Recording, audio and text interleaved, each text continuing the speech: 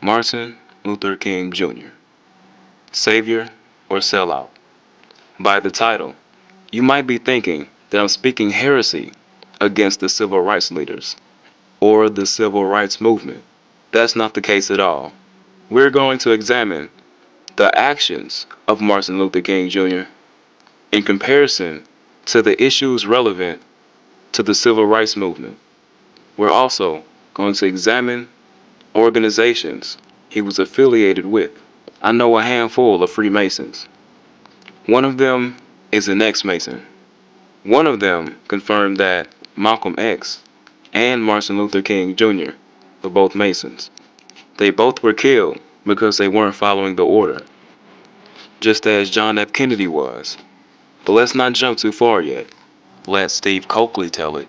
Yes, if you would look to today, where Boule members like Vernon Jordan, who is managing director of Goldman Sachs, he took Bill Clinton to his first Bilderberger meeting in 1971. The black man took the white man from Arkansas to the big international meeting. Vernon Jordan, former head of the Urban League, who groomed Ron Brown, who then went on to become Secretary of Commerce, killed in a plane crash, murdered, because Boule are considered domestic. Martin King was Boule. Look at the relationship between Martin and Kwame over going against the war. You don't hear anybody in the African-centered community primarily against the war. They're basically accepting it or looking for what they try to get when whites are passing out things like, a grant here, this or that. They don't appear to be focused on that money that's being wasted, those billions of dollars. You see, African, the Afrocentric community Africans support the war?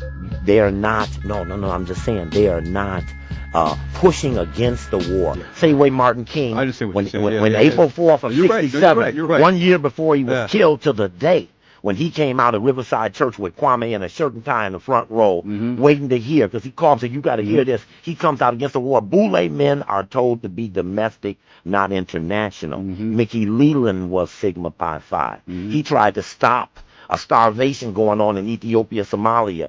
His plane crashes into the mountain. Congressman from Texas, he dies. Ron Brown, Martin King, no question. Martin King became international, and that became his biggest sin. He was financed by some of the greatest foundations America ever had to offer. But if they get beyond the defined limit, then there's trouble.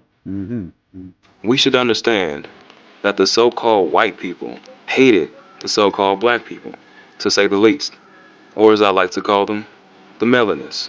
Since this was the case, why do you think Martin Luther King Jr.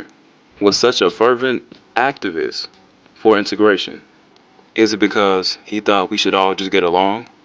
Or is it because he felt a need to be validated by our oppressors? Or maybe it's because the masters pulling the strings told Martin, the puppet, to do this. And why was he such a strong activist for turning the other cheek? Was it to keep our people docile and at bay? Was that the purpose? If all the melanist people in this country came together on one front, ready to fight, that would have been a messy scene. So what did the puppet masters do? They told one of the most influential characters at that time to preach. If a man stabs you in the face with a knife, give him a loaded gun and let him blow your head smooth off. That's what that doctrine was doing.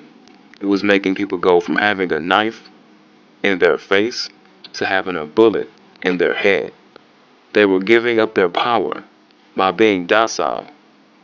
Brother Malcolm wasn't having that. Why was he such a big activist for equal rights?